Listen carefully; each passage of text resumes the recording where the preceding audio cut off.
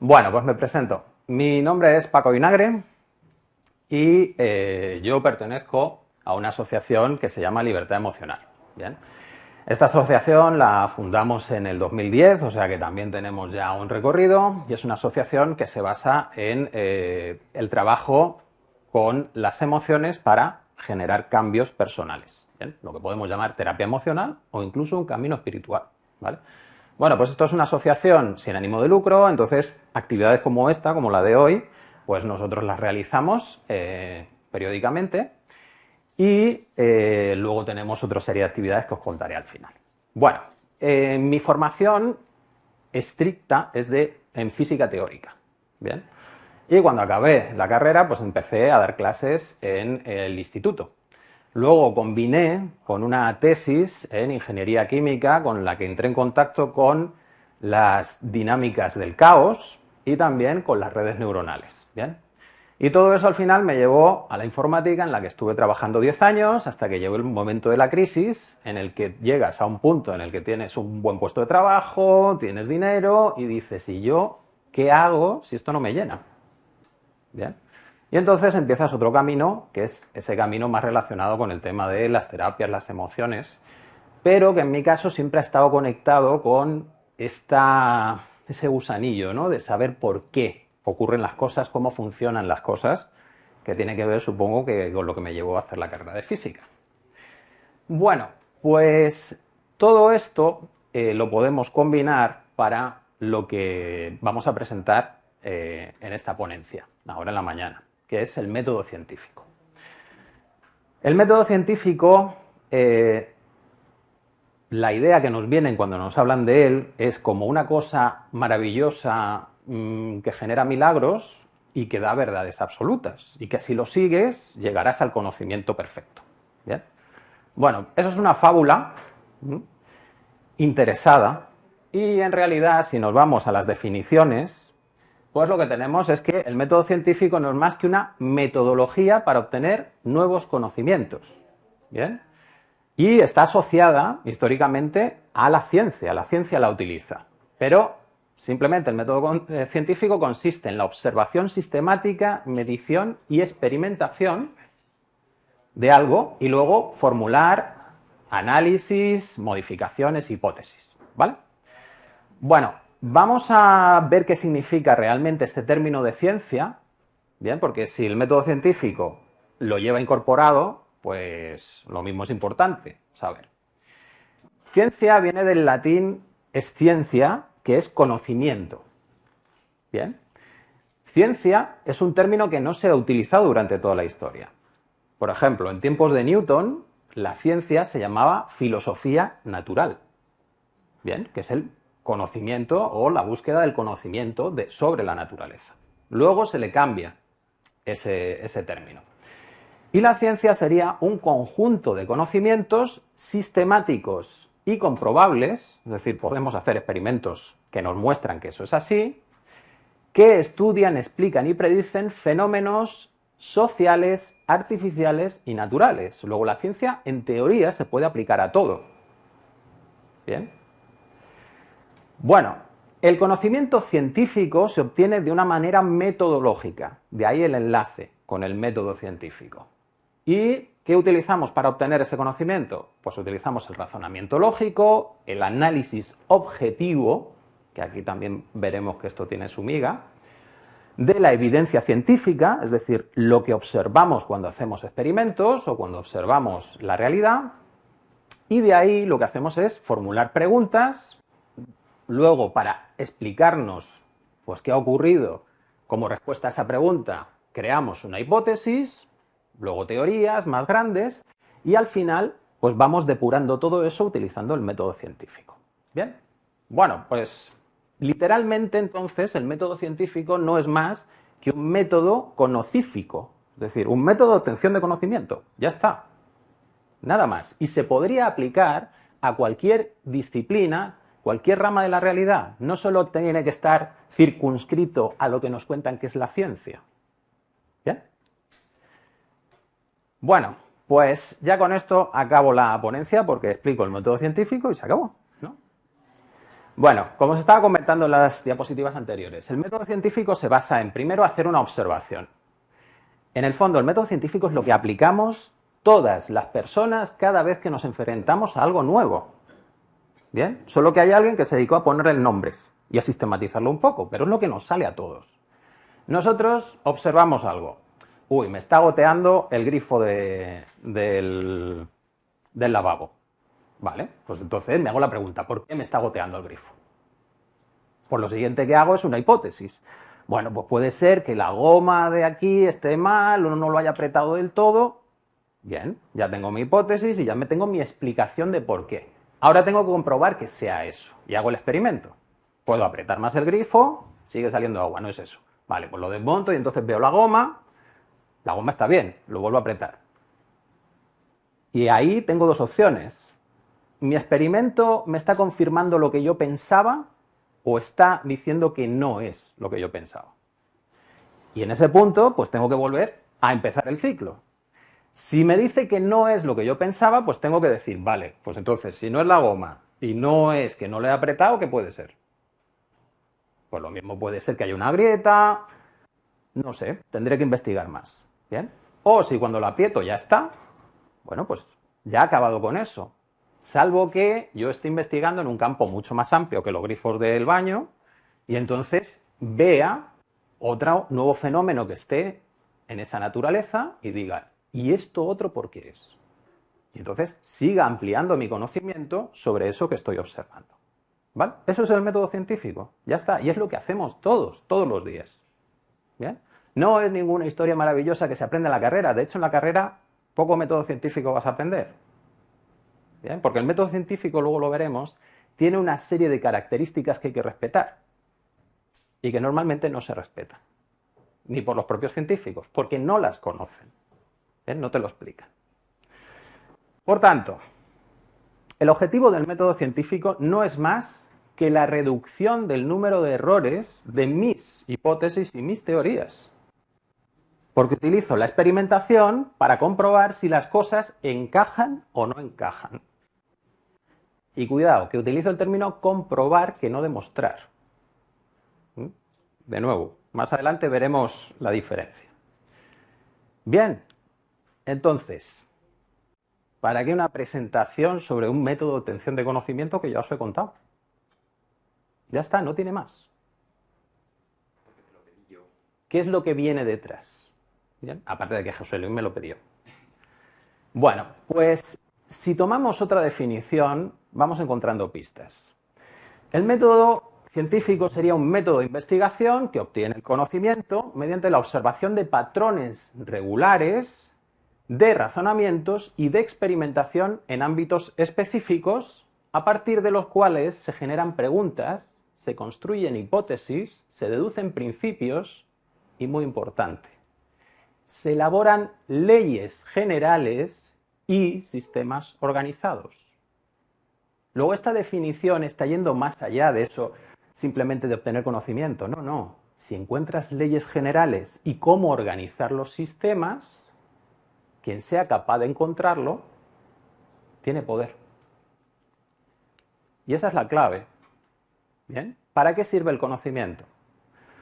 Esta es una cita de Evelio Pérez que nos enlaza con la filosofía de los griegos y nos empieza a abrir ventanas y puertas.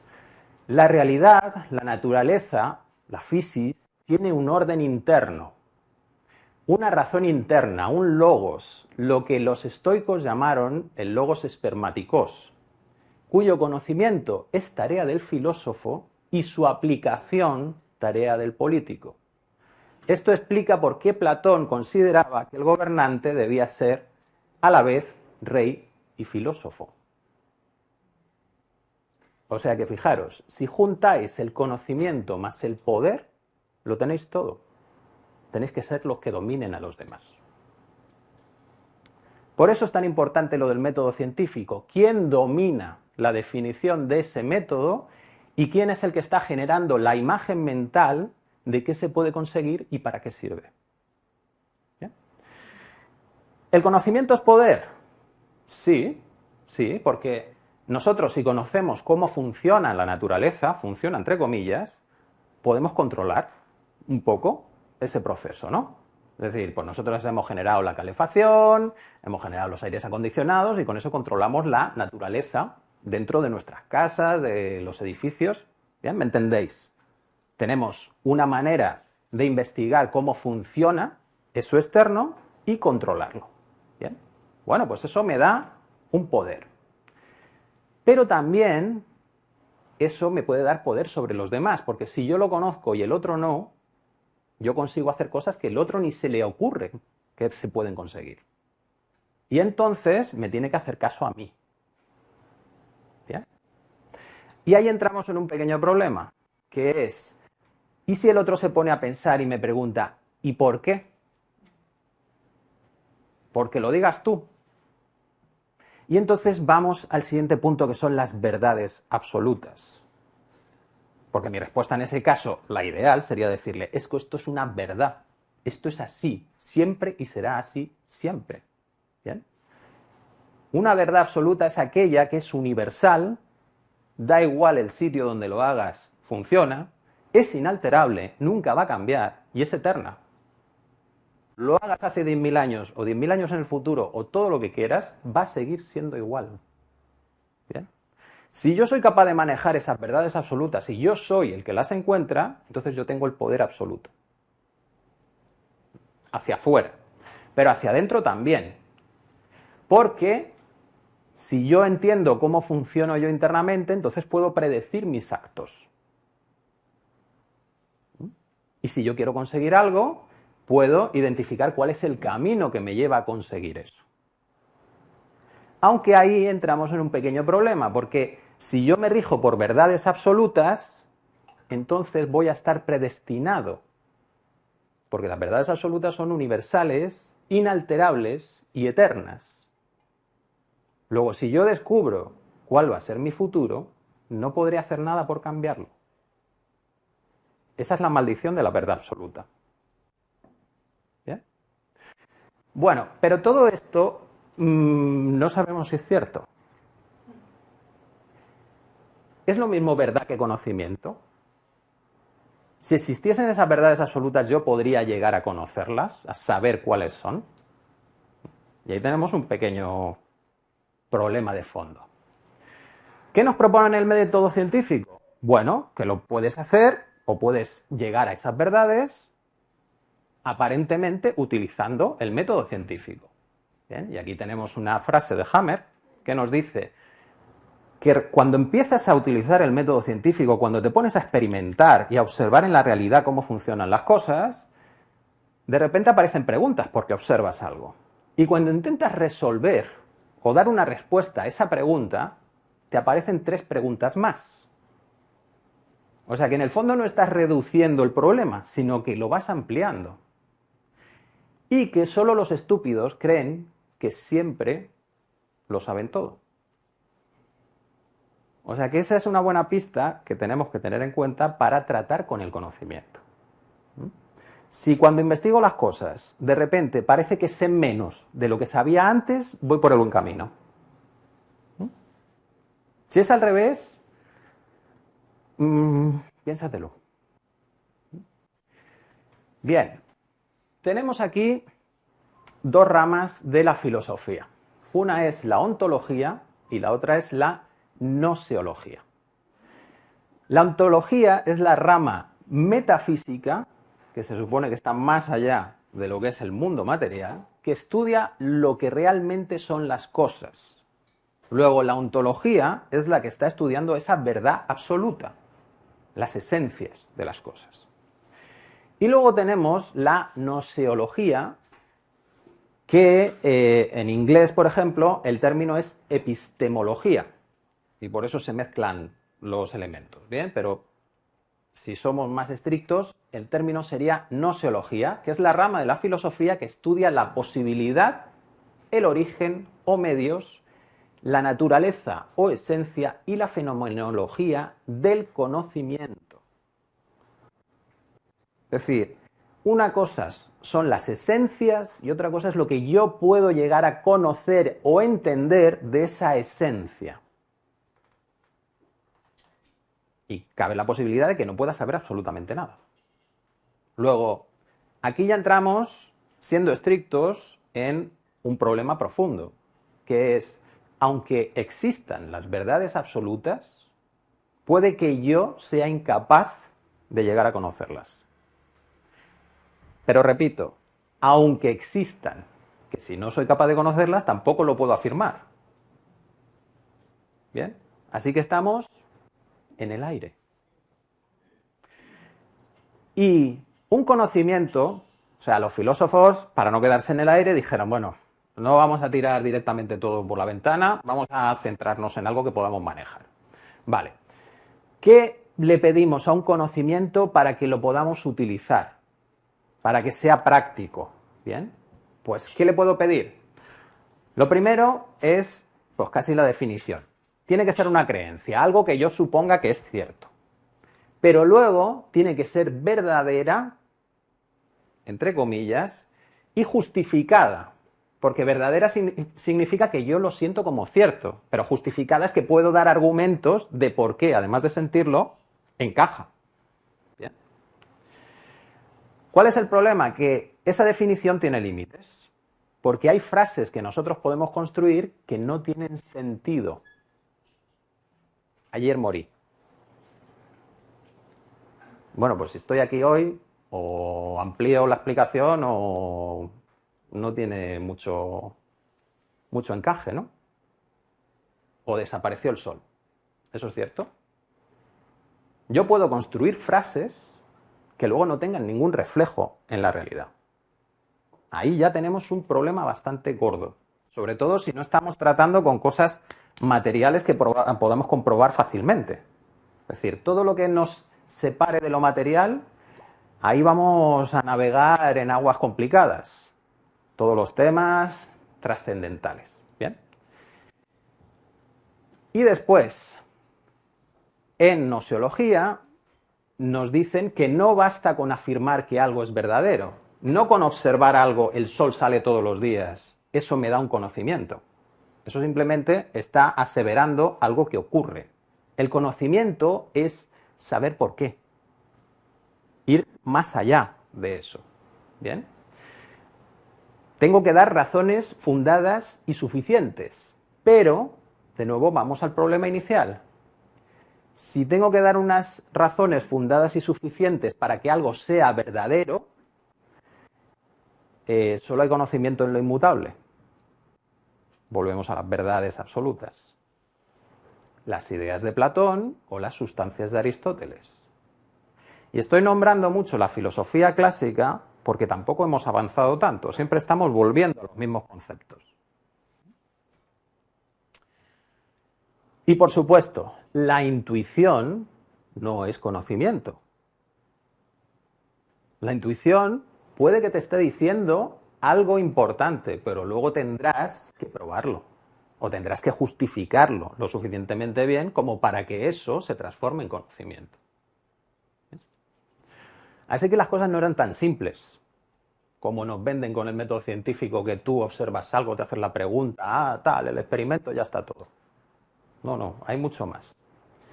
Vamos a analizar cada una de esas partes de las que se compone el conocimiento. La creencia, la verdad y la justificación. ¿Bien? Bueno, creencias. ¿Qué podemos definir por creencia? Creencias son estados de la mente en los que uno supone que algo es verdadero o probable. Tremendo. Estado de la mente. ¿Bien? O sea que si estuviese en otro estado, esa creencia se transforma en otra cosa. Por eso te dicen después, mejor que lo justifiques, porque si no, solo por creértelo, puede que no vayas a ningún sitio, o que vayas a algún sitio que no te interesa.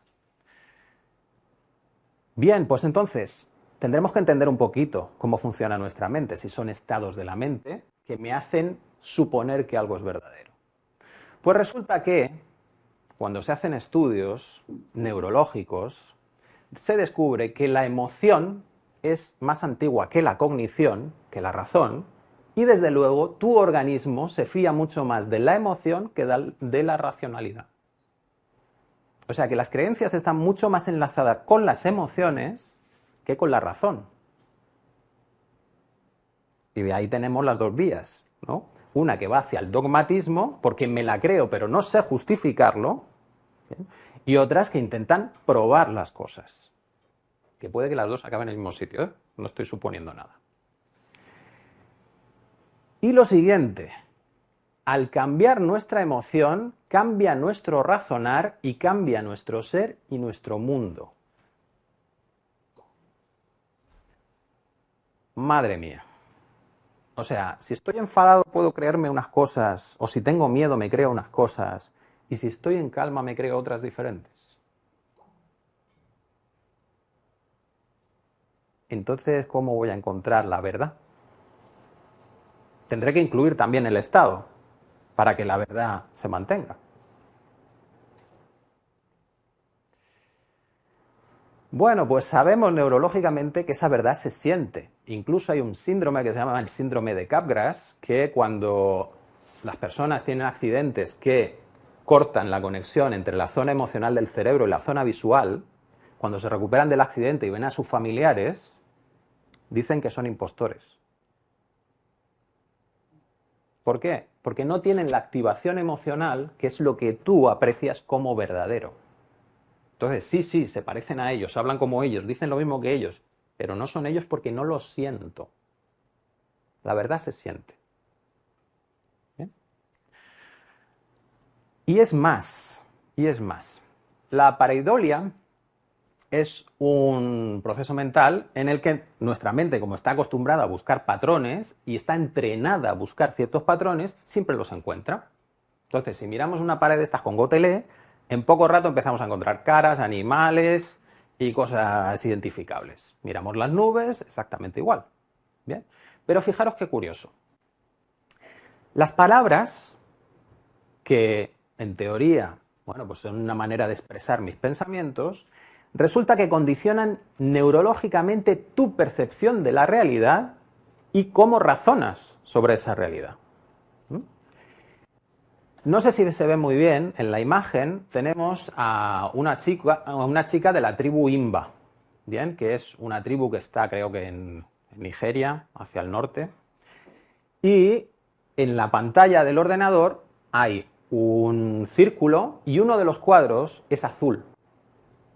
¿Bien? Bueno, pues los Imba no tienen un color, una palabra para el azul. Y entonces puedes ver en un documental que esta chica no es capaz de identificar ese cuadro. Cuando le preguntan, ¿cuál es diferente? Son todos iguales. Pero sin embargo, hay otra parte del documental en que ese cuadro lo cambian por un tono de verde un poquito diferente. Y como sí tiene una palabra para ese tono de verde, lo identifica muy rápido. Bien. Esto no significa que tu cerebro no sea capaz de percibirlo.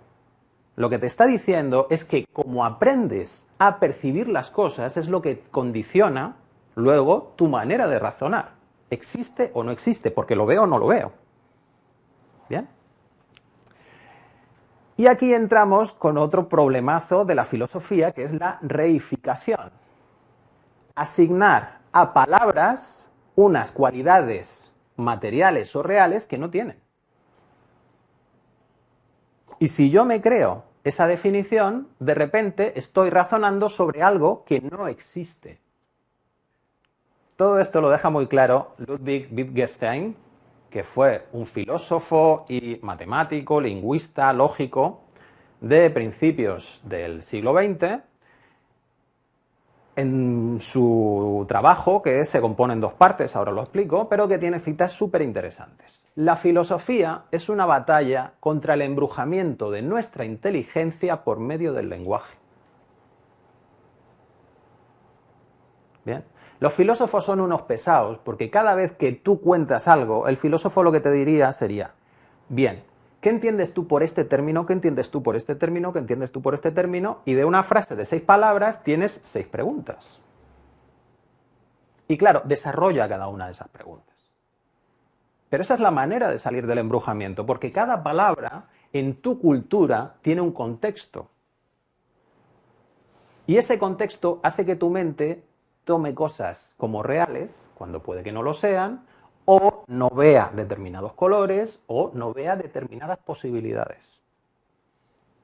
Pero esto va más allá, porque también Wittgenstein nos dice que los límites de mi lenguaje son los límites de mi mundo, como lo que le pasaba a la chica Imba.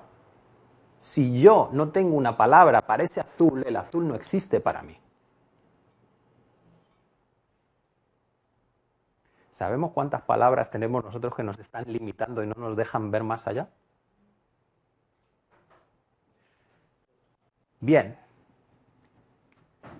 Otra ya de las frases lapidarias de Wittgenstein es, pues entonces, de lo que no puedes hablar, es mejor callar. Bueno, en este caso, esta frase está dirigida a los científicos. ¿Bien? Porque si no, realmente, si no puedes hablar sobre eso, si no tienes palabra, no está en tu mundo, luego no vas a hablar sobre ello. Te vas a callar. Pero los científicos, sabiendo, o deberían saber, que su mundo tiene unos límites, intentan hablar de cosas que están fuera de esos límites. Y eso es lo que determinó en la primera parte de su vida Wittgenstein. Hasta 1921 él investiga las funciones y limitaciones del lenguaje formal. El lenguaje formal es el que se utiliza en lógica y matemáticas. ¿Bien? Y entonces nos empieza a decir, primero, hay una diferencia entre palabra y realidad. Una palabra puede tener una definición y para nada coincidir con algo real. Ser totalmente abstracto. ¿Bien? Entonces, si tú coges esa palabra y la metes dentro de un razonamiento lógico, vas a sacar una conclusión lógica. Pero no es cierta, porque esa palabra no está reflejando nada real. ¿Bien? Y lo segundo es, hace una diferencia entre lo que tiene sentido y la realidad. Lo que tiene sentido, él lo denomina como sentido lógico, tiene una coherencia lógica. Pero la verdad está relacionada siempre con el mundo, con algo material. Entonces, cuidado científico, sobre todo aquellos que se van más hacia lo teórico, porque tú lo que estás construyendo es un mundo lógico, que si no tiene encaje con la realidad, todo lo que predices, ¿qué son? Fantasías. No es verdad. Aunque sea súper lógico, no es verdad. ¿Bien? Por tanto, lo que se puede afirmar con lógica del mundo necesita siempre un referente objetivo unívoco. Y ya estamos pidiendo cosas muy duras. Objetivo significa que para todos sea igual. Bueno, pues para la chica Imba ya sabemos que el tema del azul vamos a tener ahí un problemilla. ¿Bien? Y que sea unívoco, pues casi que vamos a tener que crear nosotros las palabras para referirnos a cosas unívocas. Porque normalmente en los contextos del lenguaje natural empezamos con las simbologías y lo poético y al final no sabemos de qué estamos hablando. Otro punto muy importante, los enunciados negativos no tienen referencia. Por lo tanto, a partir de ahí, todo lo que estás diciendo no es verdad o no tiene por qué serlo. ¿Bien? Ejemplo, Teos, Dios, tendría una referencia, en teoría, ¿vale? Decir ateo lo que significa es que estás negando lo de antes. Pero ateo, ¿qué significa? No tienes referencia. ¿A qué te refieres? Simplemente niegas porque no quieres ser como el otro. Y de ahí vas a sacar consecuencias lógicas. Más bien define lo que crees. ¿Bien? Y Wittgenstein, al final de todo esto, lo que te dice es, bien, hay una realidad más allá de la ciencia, de lo que puede investigar la ciencia. Porque la ciencia se ha puesto sus límites, que luego lo veremos. ¿Bien? Tiene una serie de premisas con las que tiene que interpretar la realidad o capturar la información de la realidad. Bueno, pues lo que dice Wittgenstein es, cuando llegues a ese límite, entonces intenta encontrar la experiencia anterior y posterior al lenguaje. Identifica qué hay más allá de eso. Permítete tener esa amplitud, esa apertura. Y de ahí llegarás a otro punto. Os lo dejo ahí y luego ya veréis que enlaza. Bueno, la segunda parte de la filosofía del lenguaje de Wittgenstein, lo que hace él es analizar las características del lenguaje natural. Ya acabó con el formal como no cambia, pues se queda ahí, y nos vamos al natural. El lenguaje natural, lo primero, es un lenguaje funcional. Bien, esto, si habéis visto alguna charla de Carmen Jiménez Huerta, lo tenemos claro, ¿no? Cómo va cambiando según nos vamos alejando del primer pueblo y nos vamos acercando al siguiente pueblo. Empiezan a combinarse las palabras, las expresiones, es algo orgánico. ¿Bien? Luego, cada persona utiliza el lenguaje a su manera, con su experiencia. Por lo tanto, las palabras significan cosas diferentes para cada uno. Yo, por ejemplo, en terapia me encuentro personas que les dices paz y lo tienen relacionado con la muerte. ¿Bien? O amor y puede que lo tengan relacionado con daño. ¿Bien? Luego, no significan una palabra lo mismo para todo el mundo. ¿Vale? Por tanto, cuando ves todo eso, dices, ¿y cómo voy a encontrar una verdad con el lenguaje natural? Ese que para cada uno es diferente. Pues como mucho serán verdades propias, las que identifica cada uno con su experiencia. Y hasta que no entiendes la experiencia del otro, no tienes el contexto que te permite conectar. ¿Bien? Por tanto, ¿es posible decir alguna verdad definida como proposición observable en el mundo de conceptos como la nada, Dios, el azar, lo continuo, lo infinito?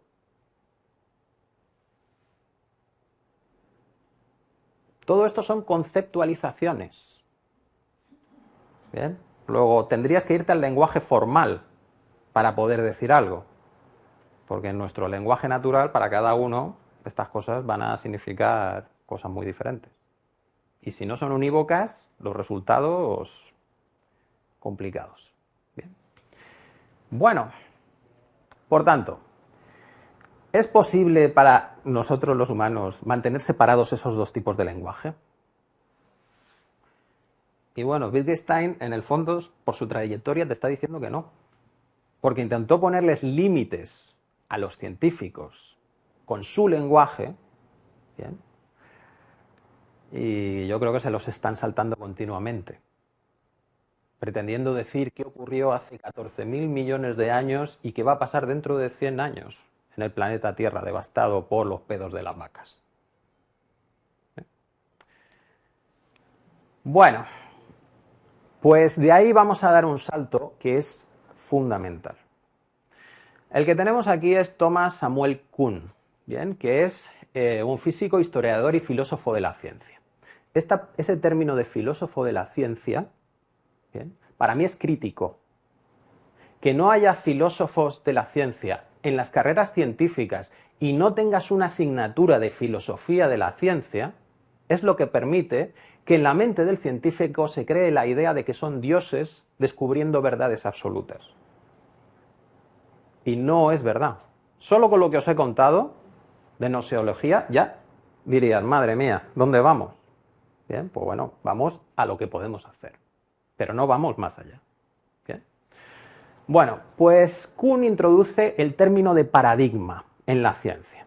Paradigma sería todas aquellas creencias con las que tú interpretas el mundo. Y tienen la característica de decirte qué tienes que observar y escrutar en un experimento científico. ¿Qué tipo de interrogantes se supone que hay que formularse para hallar respuestas en relación a lo que estás observando? ¿Cómo debes estructurar esas preguntas? ¿Cómo debes interpretar los resultados de la investigación? O sea que tu paradigma ya te está sesgando ese objetivo que se supone que debería regir todo el proceso científico o todo el proceso del método científico. Si no hay paradigma, entonces todos los hechos son igual de probables. Tú simplemente ves qué está ocurriendo y ya está. Pero si tienes un paradigma, ya empiezas a intentar explicar las cosas de manera que encajen con tu paradigma, con tus creencias de cómo funciona el mundo. Y en el fondo el paradigma es la cosmovisión. ¿Bien? Bueno, pues Kuhn tiene la frase de la revolución científica se genera cuando aparece un nuevo paradigma que sustituye al anterior, de manera que los científicos, aplicando las nuevas teorías, pueden responder preguntas que antes no tenían solución. Bueno, Kuhn era un poco ingenuo en este punto. Luego le va a contestar Max Planck, ¿bien? Que es de unos años antes, pero lo mismo tenía alguna experiencia propia con la ciencia. Bueno, pues aquí entramos en un tema fundamental para entender las cosas. Si el paradigma me está sesgando todo, el paradigma me está diciendo qué tengo que observar, qué preguntas me tengo que hacer, qué hipótesis puedo formular, qué experimentos son los válidos y cómo debo analizar los experimentos, el paradigma es la clave, no el método científico. Bien, este señor es Henri Poincaré. Este es uno de los grandes genios matemáticos que está muy poco reconocido. Luego lo hablaremos, ¿bien? Que ha habido revoluciones en el siglo XX en la ciencia, que si Einstein, que si la cuántica. Este, a final del siglo XIX, provocó una revolución que debería haber afectado a toda la ciencia. Toda, no solo la física o tal, no, toda la ciencia. La manera de entender el conocimiento. Y todavía no se ha integrado.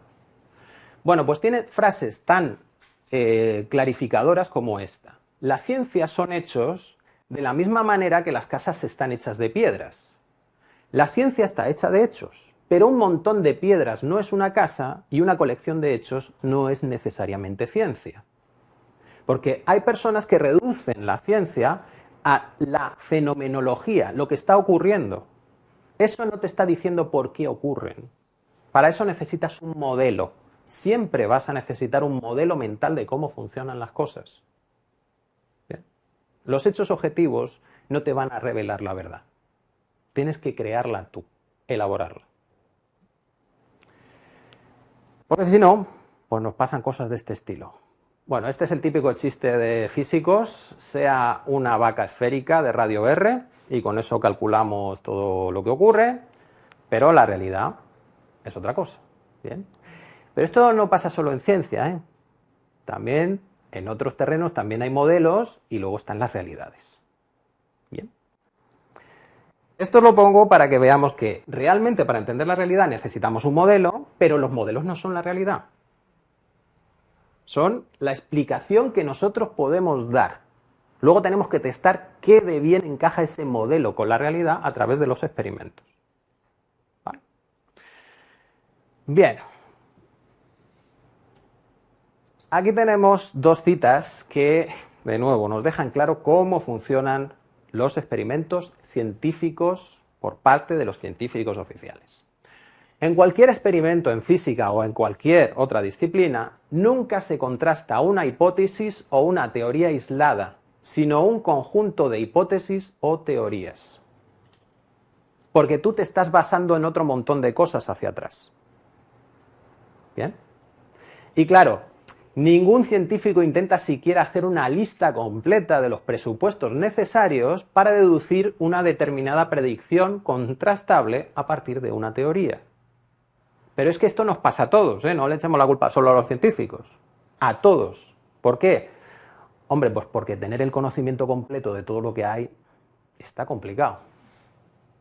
Pero también, ¿cuántos de nosotros hemos hecho el análisis que nos lleva hasta el inicio en nuestra cadena de creencias?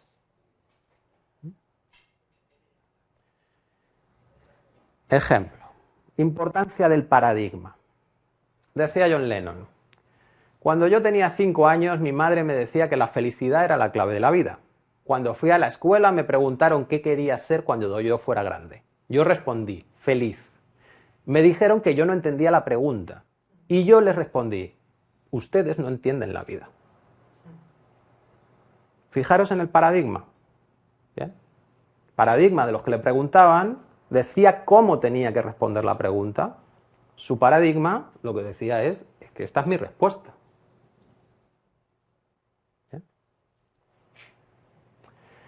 Pues, como os adelantaba, el paradigma, en el fondo, tiene que ver con la cosmovisión. Y ahí estamos introduciendo los elementos no materiales. Bien, toda esta, ¿cómo diríamos? Lo trascendente. Las sociedades se construyen por una visión común del cosmos. Bien, el cosmos sería el universo, el mundo, lo que tenemos a nuestro alrededor, pero no se circunscribe solo a eso. La cosmovisión une las dos piezas, lo que es lo material que compartimos más o menos entre todos y aquellas otras experiencias más allá de lo material. E incluso que podríamos decir imaginario. ¿Bien? Eso está incluido dentro de mi cosmovisión. Y de hecho antes teníamos una conversación en la que si introduces un paradigma que rompa mucho con tu cosmovisión, directamente lo rechazas. ¿Qué pasaría si la Tierra no es esférica? Entonces, ¿cómo ha sido la creación? ¿Cómo interpreto yo la vida después de la muerte? ¿Cómo viene todo eso encajado ahí? ¿Bien? Y puede que, por no querer responder a esas preguntas, no aceptes ninguno de los argumentos que cuestionan eso otro. ¿Bien? Fijaros, en teoría se está hablando de ciencia y hechos, pero nuestra mente se está yendo a otro punto, que es uno de los importantes para poder vivir. ¿Bien? Bueno, pues todas estas diferencias entre cosmología, cosmogonía y todo esto lo podéis encontrar en el canal Sociología Mitológica de Rafa Currao. Os recomiendo, que es espectacular esos enlaces que realiza. Y pues es una manera de ir ampliando nuestra visión y enlazando elementos. Bueno, pues vamos a analizar, a mi entender, cuál es el paradigma que está detrás de la ciencia oficial. ¿Vale? ¿Cuáles son los axiomas, esas verdades que no se discuten porque son evidentes y no necesitan demostración, que te están diciendo cómo debes interpretar los experimentos que debes buscar y todas esas cosas? Bueno, primero, en la ciencia oficial existe el azar ontológico.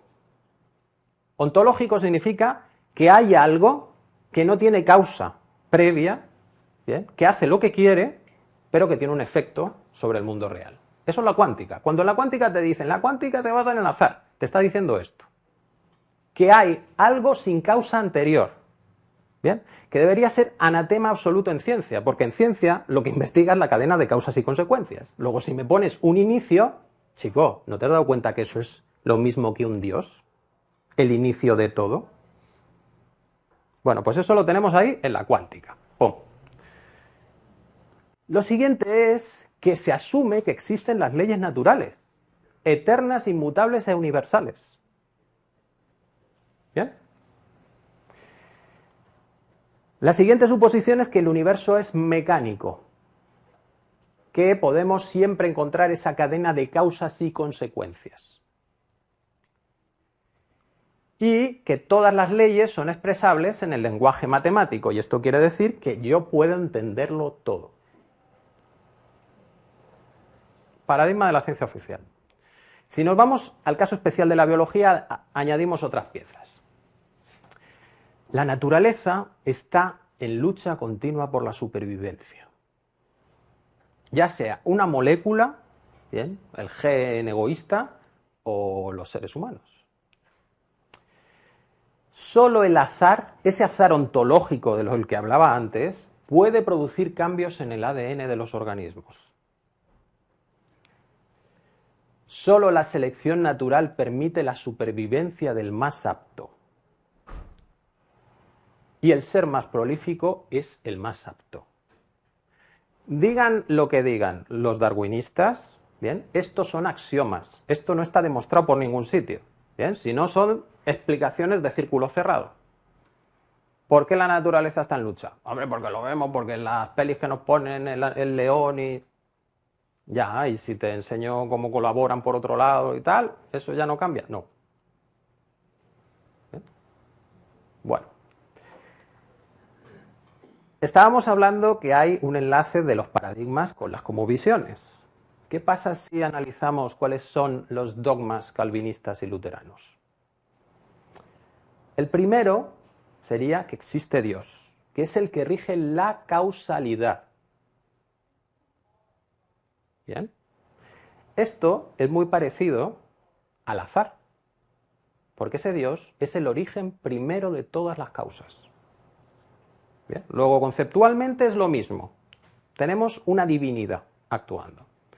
Siguiente punto. Existen leyes universales, porque las ha creado Dios, son inmutables, eternas. Bien. Tercera, predestinación. Dios te predestinó desde el inicio de los tiempos a que hicieses lo que tenías que hacer. Si hay leyes universales que no cambian nunca, esto es consecuencia de esas leyes. Estás predestinado desde el principio. Lo siguiente es, el hombre es un ser depravado. Que es curioso que lo digan, porque si Dios lo creó todo desde el principio, pues creó al hombre depravado ya, ¿no? Pero esta depravación del hombre lo podéis enlazar perfectamente con la naturaleza está continuamente en lucha por la supervivencia. Bien, es una transposición. Lo siguiente es, el hombre no tiene posibilidad de salvación, no está en su mano. Es el Espíritu Santo y la elección de Dios, la decisión al principio de los tiempos, que logra que el hombre se salve. Es decir, el azar es la única manera de cambiar tu ADN y por lo tanto que hagas otras cosas diferentes, ¿bien? Y eso no lo decides tú, lo decide el azar. Y por último, pues nada, queda la perseverancia final, que es pues, la demostración de que los seres humanos que son exitosos son los que se van a salvar. No por ellos, sino que es la demostración de que Dios les eligió. Y esto tiene que ver con el que se reproduce, el más apto. ¿Bien?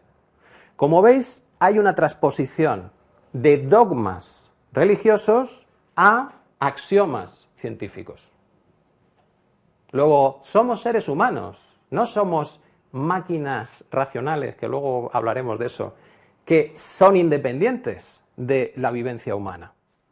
No, es que el paradigma antes lleva una cosmovisión, que quieras o no, se va filtrando dentro de ese paradigma.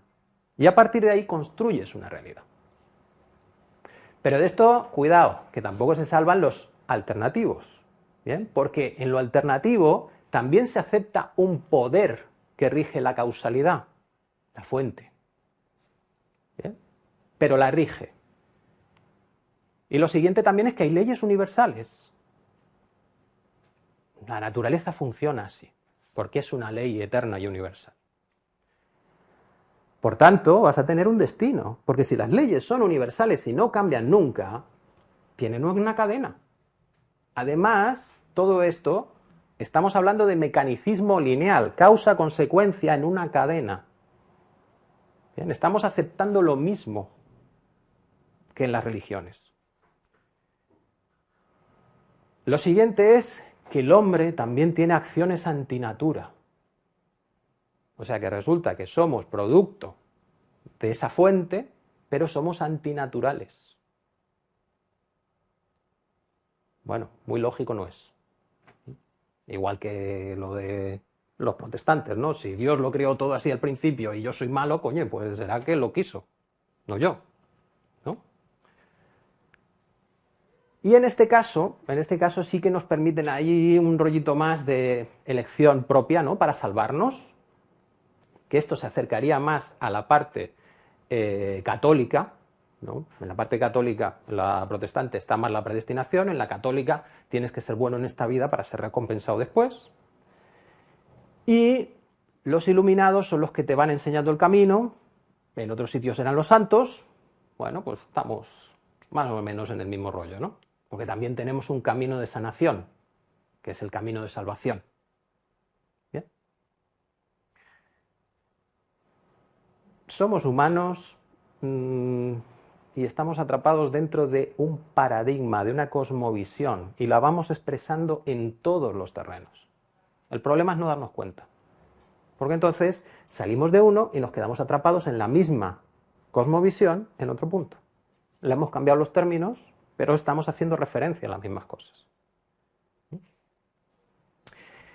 Bueno, os he añadido esta diapositiva porque me pareció surrealista. Resulta que en el libro 10 de la República de Platón, después de 500 páginas, Platón suelta el mito de Er. ¿Bien? Y en el canal de Adictos a la Filosofía, el chico hace una interpretación, para mí me parece espectacular, del tema. Porque te dice, el mito de Er es el mito de un personaje que se muere, pero aguanta no sé cuántos días sin corromperse el cuerpo, y entonces cuando lo van a quemar, pues resucita y empieza a contar qué ha visto en el otro mundo. Y en el otro mundo, pues hay un juicio para las almas, y las buenas van para arriba, las malas van para abajo, y luego hay una reencarnación en que las almas eligen cuál es la vida que van a tener.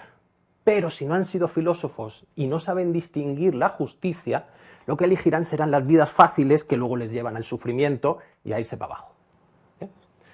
Bueno, pues Enric, que es el de Adictos a la Filosofía, lo que te dice es, mira, si Platón dejó para el último momento, después de 500 páginas de argumentaciones de por qué es bueno ser justo, esta historia, es que esta historia era para los que no están capacitados para darse cuenta de las cosas. Es el cuento para niños. ¿Bien? ¿Os suena de algo todo eso que os he contado? Reencarnación, armas eternas, el juicio y todas esas historias. Porque para mí es lo mismo que el karma, muchas visiones de estas New Age. O sea que resulta que estamos de nuevo con lo mismo que Platón, con todo el camino espiritual que hemos hecho. Bueno, a mí me resultó muy, muy curioso. Bien, pero ¿dónde estábamos? Creencias. Vale, hemos visto que las creencias, madre mía, a ver por dónde las agarramos. Bueno, pues todavía tenemos una oportunidad. Venga, si logro determinar qué es verdad justificadamente, entonces todavía el conocimiento me sirve para algo, ¿no? Bueno, pues vamos al siguiente paso. Vamos a analizar un poco qué es esto de la verdad. Bueno, pues apoyándonos de nuevo en la filosofía. Aquí tenemos al señor Descartes, que nos dice, para alcanzar la verdad es necesario, una vez en la vida, por lo menos una, desprenderse de todas las ideas recibidas, todas, y reconstruir de nuevo y desde los cimientos todo nuestro sistema de conocimiento. Otra cosa es que lo consiguiera. Porque confundir, sentir, percibir, ser consciente con pensar, lo mismo no lo confundió, sino los que interpretaron después. No lo sé. ¿Bien? Bueno, pues después de Descartes, llega Kant y nos dice, a ver, no vamos a ser tan inocentes. Hay un mundo, el de las esencias, el de las verdades absolutas, que nosotros no vamos a poder conocer. Nosotros lo conocemos a través de los fenómenos, de lo que es físico y podemos percibir.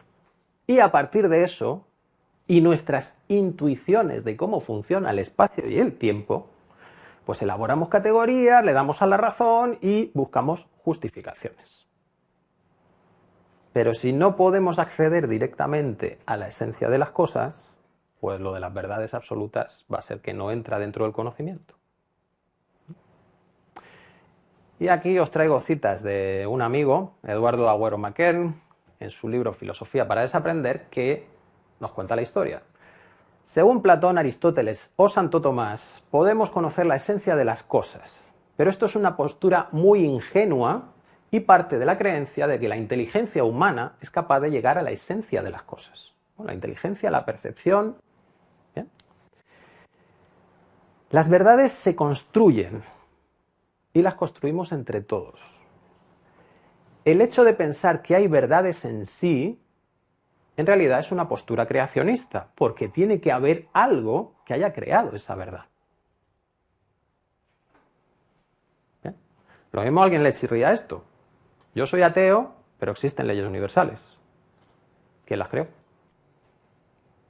¿Bien? En lo humano, las verdades se construyen por consenso. Y no me estoy refiriendo solo al aspecto semántico de la verdad, sino también a su sentido ético y, por lo tanto, político. Y aquí tenemos el tema del poder. Quien tiene más poder es capaz de influir en cómo la gente va a pensar y se va a comportar. Pero no solo en ética y política, es que también pasa en la ciencia. Y esta es la cita que os anticipaba de Planck, que dice que una verdad científica no triunfa convenciendo a sus oponentes. No hay un paradigma nuevo que aparece y entonces dicen los científicos, ¡ah, estamos equivocados! No. Sino porque estos mueren, los científicos antiguos mueren, y surge una nueva generación de científicos familiarizados con el nuevo paradigma. O sea que la ciencia avanza a base de funerales. O sea, nos cuentan unas fábulas maravillosas de cómo es la ciencia, pero es que somos seres humanos. ¿Vale? Funcionamos como funcionamos. ¿Cómo voy a permitir yo, catedrático de lo que sea, que me venga alguien a decir que lo que he enseñado durante 30 años es mentira? Sobre todo si hemos generado una educación en que lo peor que puedes hacer es estar equivocado.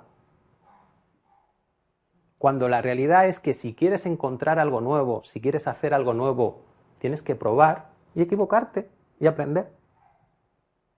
Porque si no, no sería nuevo. ¿Bien? Lo mismo ahí está la trampa de las verdades absolutas. Si hay verdades absolutas, entonces llego a ella y ya hago todo el proceso de crear algo nuevo sin equivocarme. Bueno. Aquí os traigo una cita de un asesor asociado de la revista Fortune y la traigo precisamente por ese título. ¿Bien? Los analfabetos del siglo XXI no serán aquellos que no sepan leer y escribir, sino aquellos que no sepan aprender, desaprender y reaprender.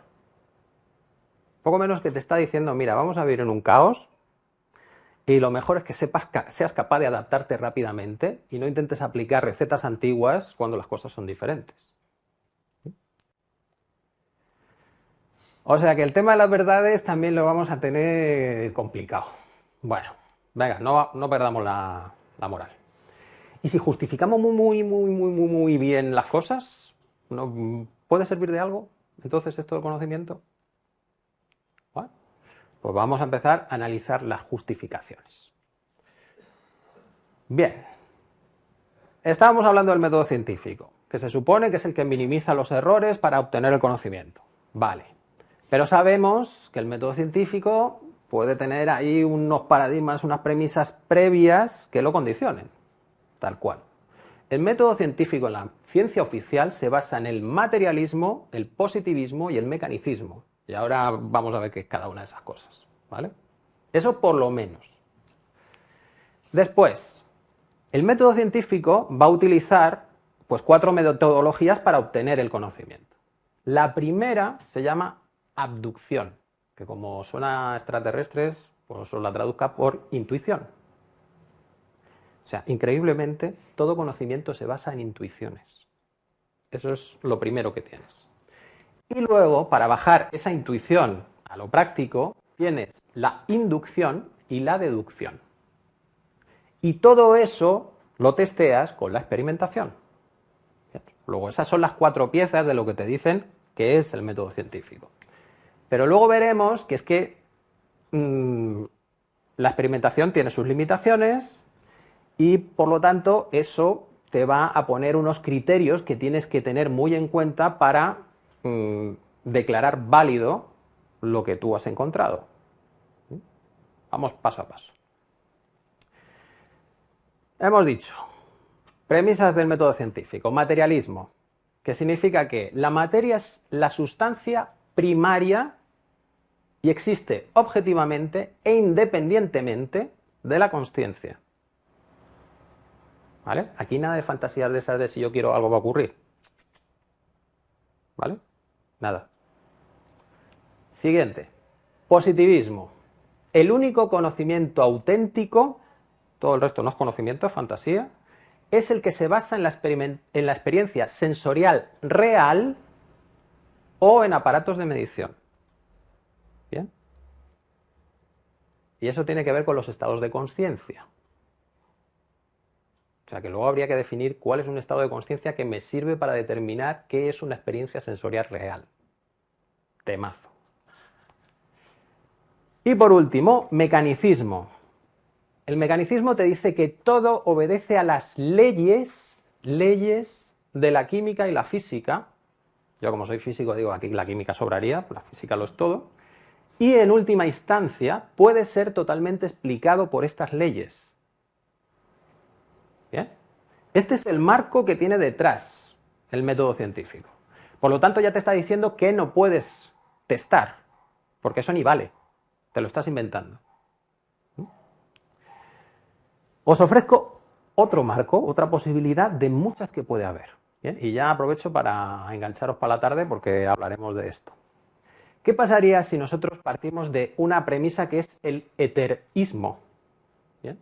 El éter es la sustancia primaria, existe objetivamente y de ella surgen la materia y la consciencia. El holoísmo. El conocimiento es el que se basa en la experiencia sensorial en cualquier estado de consciencia o aparato de medición. Y por último, el caosismo. Todo obedece a las dinámicas complejas del éter y en última instancia puede ser totalmente explicado por estas dinámicas complejas.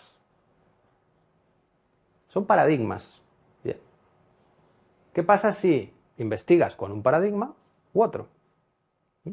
Esta tarde lo vemos más a fondo. Vale, pues ya sabemos que el paradigma del método científico reduccionista, bueno, pues vamos a ver cómo se puede trabajar un poquito con esto. Nos metemos con la abducción. De nuevo tenemos aquí a Poincaré, que nos dice, es por la lógica que demostramos, pero por la intuición que descubrimos. O sea que la intuición realmente es la clave en el proceso del conocimiento. Primero intuyes cómo deben ser las cosas, te haces esa hipótesis y luego tienes que probarlo. Pero eso tiene un problema, porque también sabemos que cruel es a menudo la verdad y nos preguntamos si el engaño no es más consolador. Porque si yo me he creado una fantasía y luego cuando hago el experimento no encaja, ¿qué ocurre? Pues no me gusta. Y muchas veces tenemos sesgos inconscientes que nos llevan a no hacer los experimentos que falsarían nuestras teorías. Bien, pues entonces vamos a entender un poquito sobre cómo funciona el cerebro para darnos cuenta de dónde vienen esas intuiciones. Aquí tenemos a Jeff Hawkins, ingeniero y neurocientífico, que nos dice que el cerebro funciona sobre la base de la memorización y el reconocimiento de patrones. Ya está, súper simple. Pero luego veremos que tiene sus temas. Cito, el papel de cualquier región del córtex es averiguar qué relación hay entre sus entradas, memorizarla y usar esa memoria para predecir cómo se comportarán esas entradas en el futuro. Si nos acordamos de cuando tuvimos niños pequeños o cuando hemos observado a niños pequeños, los niños pequeños de primera, ¿cómo interactúan en el mundo? No saben cómo funciona nada. Ellos empiezan a captar toda la información y siguen captando, hasta que llega un momento en el que de repente dicen una palabra o te sonríen. ¿Bien? Empiezan ya a predecir qué es lo que va a ocurrir cuando llega un estímulo. Y ese es el proceso de aprendizaje básico. Y si recordamos cómo funcionan los niños, veremos que encaja perfectamente. Cada paso, desde la información cruda hasta la idea abstracta, se basa en el mismo algoritmo. O sea, eso mismo que hacen los niños para aprender a caminar, por ejemplo, es lo que luego nos hará pensar en Dios, el todo, las matemáticas transnuméricas o lo que sea. ¿Bien? Es la única computación que sabe hacer el córtex, pero es tan versátil que puede explicar todas las increíbles propiedades de la mente. En nuestro cerebro tenemos dos hemisferios y esos dos hemisferios son una creación maravillosa porque uno puede captar todo lo que está ocurriendo a la vez y encuentra enlaces de todo con todo, que sería el hemisferio derecho, es el que percibiría esa unidad y no pondría filtros, ¿bien? Porque la parte racional está en el otro hemisferio. Por tanto, ese hemisferio derecho es el que te va a dar ideas más creativas, más locas, porque está encajando cualquier pieza con cualquier pieza, sea posible o no, da igual. Este hemisferio es el que piensa globalmente con imágenes y aprende a través de las sensaciones del cuerpo. Luego tenemos el hemisferio izquierdo. El hemisferio izquierdo es el que procesa en serie. Hay un pasado y un futuro y una cadena de hechos que te llevan de un lado a otro. ¿Bien? Es el que percibe la individualidad de las cosas y genera filtros de información que encajen con la lógica, ¿bien?, y con lo que es cada una de las cosas que ha definido independientemente, y genera conceptos también. Por tanto, este es el cerebro que piensa de manera lineal, metódicamente, racionalmente, y se expresa a través del lenguaje, porque el lenguaje es un medio de expresión lineal, tienes que poner una palabra detrás de la otra. ¿Bien? De todo ese conjunto increíble que es la realidad, todo conectado con todo, si yo lo quiero expresar a través de la voz, tengo que reducirlo hasta una línea. ¿Bien? O sea que tenemos una tarea impresionante para comunicarnos a través del lenguaje sobre una realidad que no es lineal. Bueno, esto en el fondo es bastante interesante, porque el hemisferio izquierdo va a permitir resolver problemas que el hemisferio derecho intuye. Las intuiciones son del hemisferio derecho. ¿Bien? Pero luego hay que traerlas a la realidad. Y entonces hay veces que encajan y otras no encajan. Y la lógica es lo que me permite, ¿bien?, pasar de esas intuiciones generales a lo que puede funcionar. ¿Bien? Por tanto, el hemisferio izquierdo es el que luego va a utilizar la inducción y la deducción para sacar consecuencias de esas intuiciones, pero siempre parte de una intuición, un axioma. Eso que tú percibes como cierto. Y luego le aplicas las reglas de relación, la lógica. Y eso tiene unos límites, porque los axiomas surgen de esas intuiciones, que pueden tener su contexto, pero pueden estar acotadas, limitadas a ciertas partes, o directamente no encajar. Y otro punto muy importante es el papel de la emoción. Si no hay emoción, el cerebro no toma decisiones, o toma la primera que le venga. ¿Bien? La emoción es lo que utiliza el cerebro para dar importancia a las cosas. Y cuando tomamos una decisión, la tomamos porque ya es suficientemente buena, no porque estemos totalmente convencidos.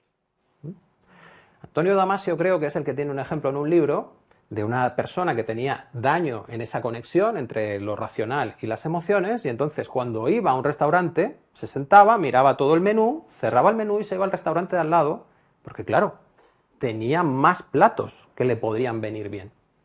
¿Cuándo acababa? Cuando acababa con todos los restaurantes. ¿Bien? Si le pillan aquí desde San Pau a la Sagrada Familia, el pobre hombre no come en su vida. ¿Bien? Por tanto, esa emocionalidad, ¿bien?, es clave para tomar las decisiones, pero también me va a sesgar, porque esa emocionalidad también se aprende. Yo aprendo qué es importante y qué no. No es objetivo. Entonces funcionamos también de una manera probabilística, muy marcada por nuestro aprendizaje. Bueno, según os lo voy contando, lo mismo da la impresión de que esto no es muy fiable. ¿Bien? Bueno, pues curiosamente, si nos vamos al tema de redes neuronales artificiales, es decir, programas de ordenador, ¿bien?, basados en matemáticas, podemos demostrar que esas redes neuronales que se diseñaron para simular el funcionamiento del cerebro humano son aproximadores universales, es decir, son capaces de intuir qué está pasando, ya sean funciones lineales y no lineales. Es decir, lo que procesaría el hemisferio izquierdo y lo que procesaría el derecho. O sea que nuestro cerebro estaría preparado para intuir lo que ocurre en el mundo, y de una manera bastante precisa. Pero hay límites. Necesitas, si quieres predecir de una manera precisa, necesitas un rango de entrenamiento. Si te quedas corto, te va a parecer que las cosas son más simples de lo que son. Pero también te puedes pasar. Y si te pasas, las cosas son más complejas de la realidad. ¿Bien? O sea que aquí, de nuevo, el más experto lo mismo se está pasando en lo que sabe y está encontrando elementos que no debería tener en cuenta para resolver determinados problemas. Importante. En redes neuronales, cuando ocurre esto, pues fácil, ¿no? Si no le he dado el aprendizaje suficiente, añado más datos y punto. Y si me he pasado entrenando, reseteo la red. ¿Cómo reseteamos la red los humanos? Un sistema es la muerte. Uno. Hay más, ¿vale? Pero uno es la muerte. Y tiene su sentido. Cuando ya te has pasado en ese aprendizaje y ves la realidad de una manera que no te da opciones de futuro, que no hay ilusión, que todo es una mierda, tu sistema dice reseteo. De aquí nos salimos. ¿Bien? Y entonces vuelves con todo limpio y otra vez a empezar. Vale. Bueno, pues nada, entonces, importante. La emoción es la que va a marcar el umbral de cómo funciona ese sistema neuronal de aprendizaje. ¿Bien? Y va a ser la clave en la posibilidad de hacer un reseteo sin tener que morirme. ¿Bien? Poderlo hacerlo de una manera consciente y estando vivo.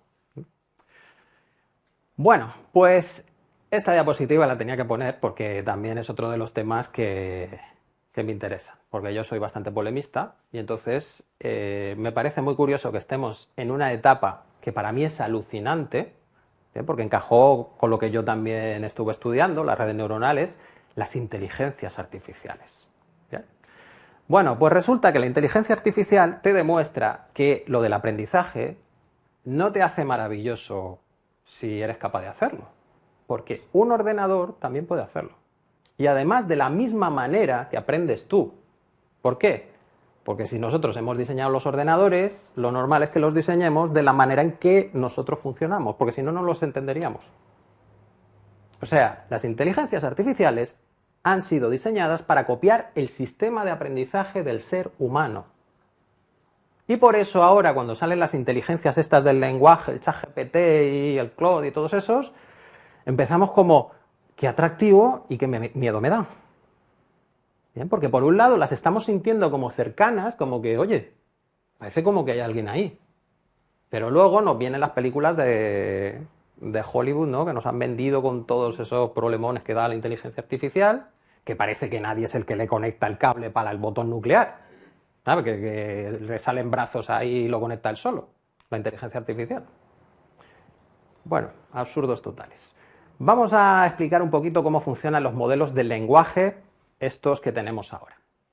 Bien, un modelo del lenguaje parte de algo muy simple, que es estimar la probabilidad de que si yo tengo este carácter aparezca otro. Si yo tengo una A, pues ¿qué probabilidad tiene de que aparezca una L? ¿Bien? Que coincide con lo que nos decía el neurólogo, con aprendizaje básico, ¿vale? Bueno, esto se intentó ya desde finales del siglo XX y tenían modelos estadísticos. Los modelos estadísticos eran súper limitados porque necesitaban una cantidad de memoria bestial. Era exponencial lo que necesitabas si querías poder predecir frases largas o incluso tener un contexto de párrafos, ¿vale? Bueno, pues eso se resolvió a partir del siglo XXI cuando se introducen las redes neuronales artificiales. Y entonces esas redes neuronales eran las que iban aprendiendo, ajustando unos pesos, unos parámetros matemáticos que tienen la correspondencia, a mi entender, con las emociones. Es lo que le dice cuánto se tiene que activar o cuándo se tiene que activar, según la información que va recibiendo, ¿vale? Bien, en los primeros modelos lo que se hacía era simplemente intentar predecir cuál era el siguiente elemento, es decir, hacer una cadena. Y esos modelos, pues bueno, te servían para tener una conversación, pero no eran demasiado allá. Hasta que llegó el modelo que se llamaba Transformer. ¿Cuál era la diferencia del Transformer? Que relacionaba todo con todo. cuando tú le pasabas una frase, intentaba encontrar cuál es la relación de la primera palabra con la última, con la de arriba, la de abajo, la de en medio. ¿Bien? Es decir, empezaba a procesar la información no como el cerebro izquierdo, sino como el cerebro derecho. Y cuando empezaron a hacer eso, se dieron cuenta de, lo primero, con las redes neuronales necesitaban muchísima menos memoria, pero no significa que no necesiten un montón, y que esa introducción de la atención empezaba a generar unos resultados que no se esperaban. ¿Vale? También, los sistemas grandes del lenguaje se desarrollan con una cantidad de parámetros de miles de millones de parámetros matemáticos que hay que ir ajustando, pero eso es parecido a la cantidad de, no de sinapsis, sino de dendritas que podemos sumar en el cerebro, la cantidad de conexiones entre neuronas, ¿vale? Y también es crítico el conjunto de datos que le ofreces para aprender. Cuantos más parámetros tengas, más grande tiene que ser el conjunto de datos para aprender. Y un conjunto de datos no vale cualquiera, tienen que ser unos conjuntos que sean más o menos coherentes, porque si no vas a dar unos resultados que no tienen sentido. ¿Bien? Y eso tiene un límite también, la cantidad de datos coherentes que han generado los humanos. Bueno, pues resulta que cuando entrenas a una red neuronal con todos esos terabytes de datos, de repente esa red neuronal es capaz de responder preguntas. Tú no has programado que responda preguntas. Tú simplemente le pasas un texto y como salida, ¿bien?, te da lo que ella ha aprendido. Pero dentro de ese aprendizaje está que si tú le pones una interrogación, ella te responde. ¿Bien? Pero no acaba ahí el aprendizaje de esas redes, porque cuando tú le pones una pregunta, ella responde sin un contexto, igual que lo de John Lennon. Tú le puedes preguntar, ¿qué quieres ser de mayor? Y te responde, feliz. Esa no era la pregunta, sí que lo era, pero en otro contexto. ¿Bien? Pero como esa red tiene un contexto tan amplio, luego hay que hacer un segundo aprendizaje para decirle, ante este tipo de pregunta, este es el tipo de respuesta. Y eso es súper interesante porque precisamente eso es lo que nos hacen en la educación. Nos hacen un entrenamiento para que a este tipo de preguntas le des este tipo de respuestas, porque si no, no tiene lógica. ¿Bien? Luego tenemos un sistema increíble para aprender cómo funciona nuestra mente, sin los filtros que hemos introducido en la educación. ¿Qué pasa? Que como esto lo llevan empresas, pues, bueno, empresas o lo que sea que lo lleve, pues al final están intentando bloquear estas inteligencias artificiales porque son como niños. Tú le haces preguntas y te va a soltar datos. Y si ha entrenado con todos los datos que tenemos en la humanidad, lo mismo te empieza a hacer relaciones que nunca te han dejado hacer en tu aprendizaje. Y empiezan a aparecer respuestas que, madre mía, no, son conspiración. No, va en contra de las políticas de privacidad de... ¿Bien?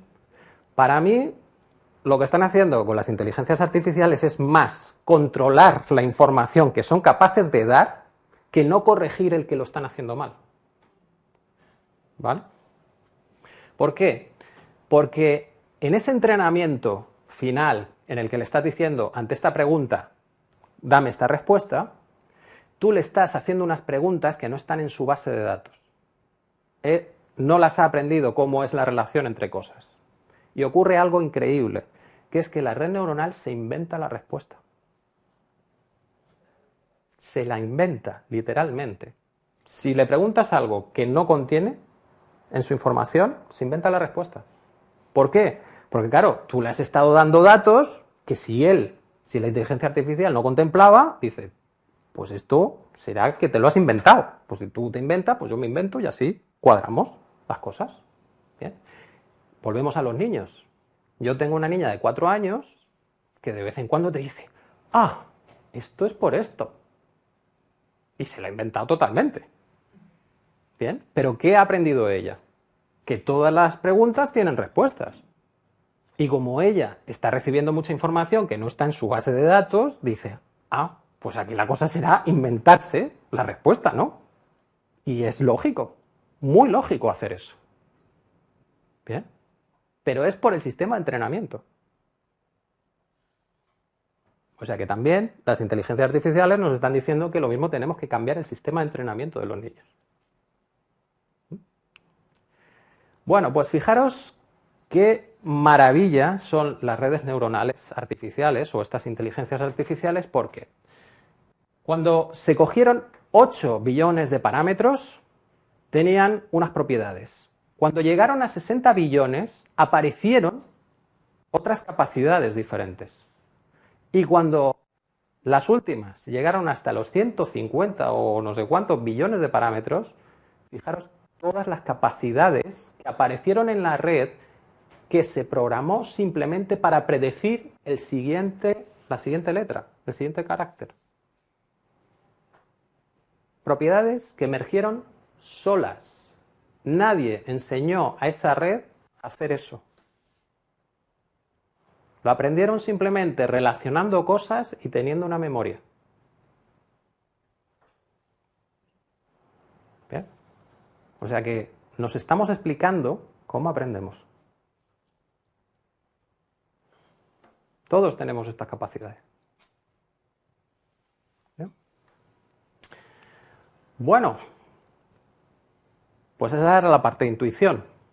Vale. Pues ya sabemos cómo intuimos, ese aprendizaje, el procesamiento global, el procesamiento lineal. Bien. Bueno, pues ahora, ¿cómo filtramos de esa intuición algo que sea práctico, que podamos utilizar, que encaje con nuestros experimentos? Bueno, pues tenemos aquí otra frase de Planck que nos manda: no tenemos derecho a asumir que cualquier ley física existe o si ha existido hasta ahora, que vaya a seguir existiendo de una forma similar en el futuro. Esto es ser coherente con la lógica.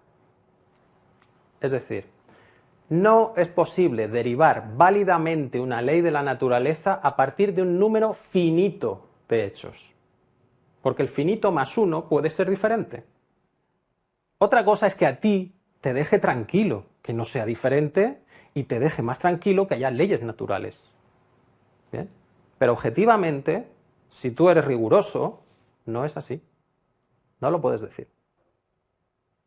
¿Bien?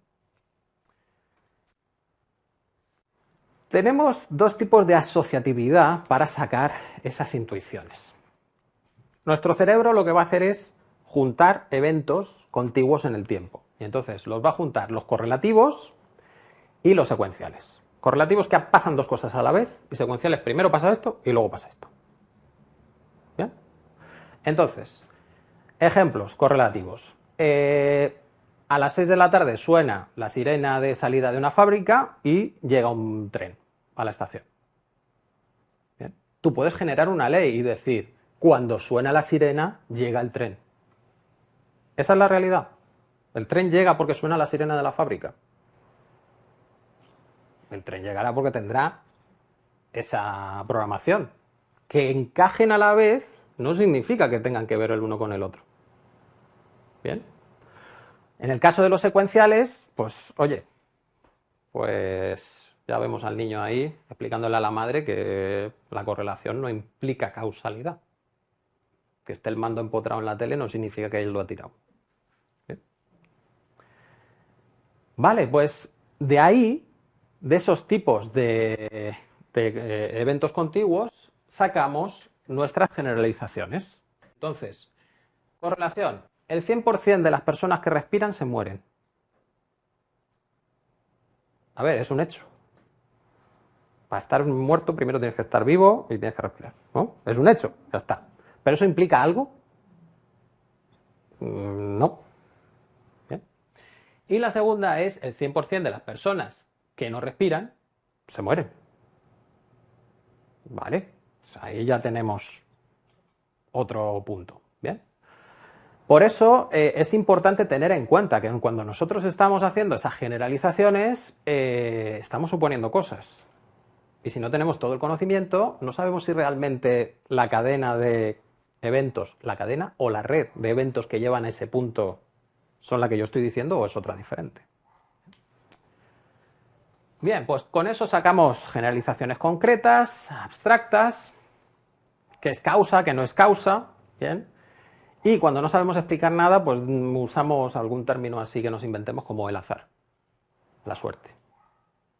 ¿Bien? Lo ponemos más allá de lo que nosotros comprendemos. Y encima tendemos a decir que eso es como sobrenatural, porque como no lo entendemos nosotros, pues estará más allá de lo natural. De nuevo, ¿qué es crítico para que una generalización sea válida? Pues primero sería el número de muestras, pero de nuevo, siendo estrictos, no importa que tengas 1000 muestras positivas, si la 1001 es negativa, no vale. Que tengas memoria para evaluar todo eso, porque si haces 100.000 muestras te vas a acordar de todas. Ahora, gracias a los ordenadores, pues tenemos otra posibilidad de tener más datos, pero aún así. De hecho, ahora empieza a surgir un problema curioso en matemáticas, porque en matemáticas ahora hay teoremas que se resuelven por ordenadores. Y entonces, ¿eres capaz de seguir los pasos que ha hecho el ordenador hasta llegar al final y validar cada uno de esos pasos? ¿Eso quiere decir que el teorema no es válido hasta que no lo valides tú todo, o lo asumes como válido, o qué haces? ¿Bien? Esto nos lleva a otro punto. Entonces, ¿quiere decir que la ciencia que nosotros hemos estado haciendo es una ciencia simple que podemos manejar? Porque si se complica mucho, ¿podemos controlar todo eso? Y por supuesto la emoción detrás de los descubrimientos, de las asociaciones, de las generalizaciones, ¿no? Y lo sabemos pues, cuando nos cuentan cosas de los políticos, pues rápidamente, si nos disparan algún miedo, pues nos hacen una generalización que por supuesto esto es así.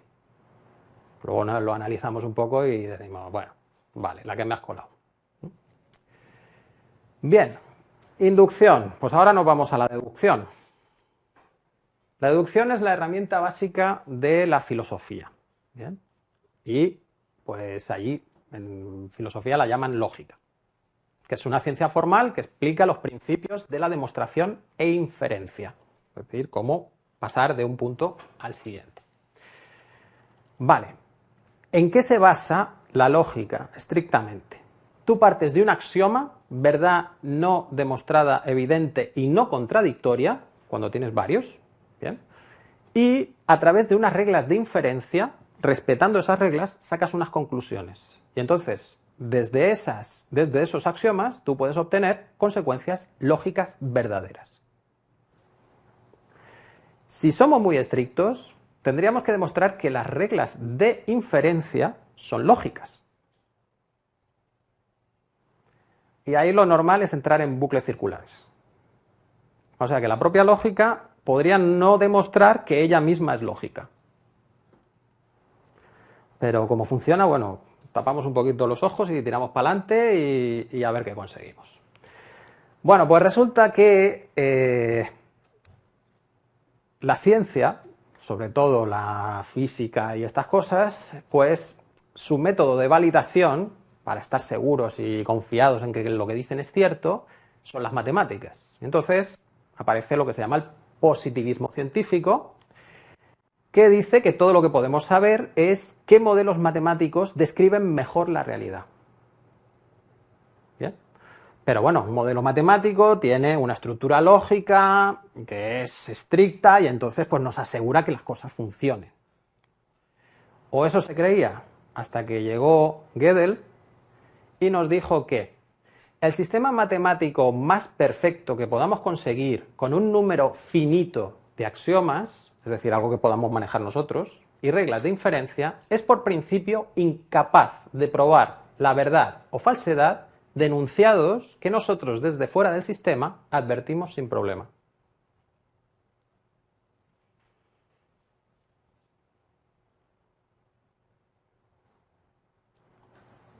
Es decir, tú puedes tener una intuición sobre algo que te resulta clarísima y matemáticamente no es demostrable con determinados axiomas. Tendrías que ampliar los axiomas para poder llegar a esa demostración.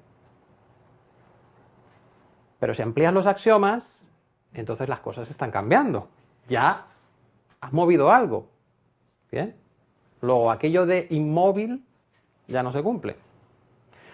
Segunda cosa que demuestra Gödel, que no es posible probar la consistencia de los axiomas. O sea, que una teoría no puede demostrar que sea consistente, que no tenga contradicciones en sí misma. Porque si los axiomas son inconsistentes, todo lo que derives es falso. O sea que por este otro lado nos acabamos de cargar las matemáticas como método de validación de verdades. Habrá muchas que sí, ¿vale? Pero estamos hablando de ser estrictos. Por tanto, la verdad es una categoría superior a la demostrabilidad. Puede que haya cosas que sean ciertas, pero no demostrables. Y aquí empiezo con las citas de Einstein, porque me resulta un personaje súper curioso por lo incoherente que aparece en lo que nos cuentan, que dice que cuando las leyes matemáticas se refieren a la realidad no son ciertas, y cuando son ciertas no se refieren a la realidad. ¿Bien? Algo claro, los modelos son simplificaciones.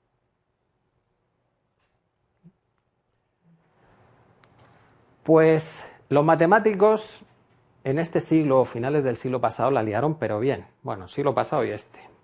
Gödel ya tuvo lo suyo, también Turing, también demostró que los ordenadores no te van a arreglar la vida porque no pueden encontrar todas las soluciones. Pero resulta que hay otro matemático que se llama Chaitin, que este dice lo siguiente: tienes toda la verdad matemática, un océano, es la verdad matemática, ¿bien? Y este océano tiene islas, una isla aquí, verdades algebraicas, una isla allí, verdades aritméticas, una isla aquí, el cálculo. Y estos son diferentes campos de las matemáticas donde todas las ideas están interconectadas de la manera que los matemáticos aman.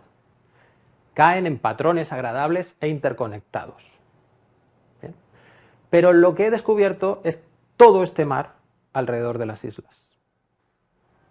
A nosotros nos han vendido la idea de que las matemáticas cubrían o podían cubrir todo el conocimiento, y resulta que cada rama de las matemáticas no es más que una isla dentro de todas las verdades matemáticas que se podrían encontrar.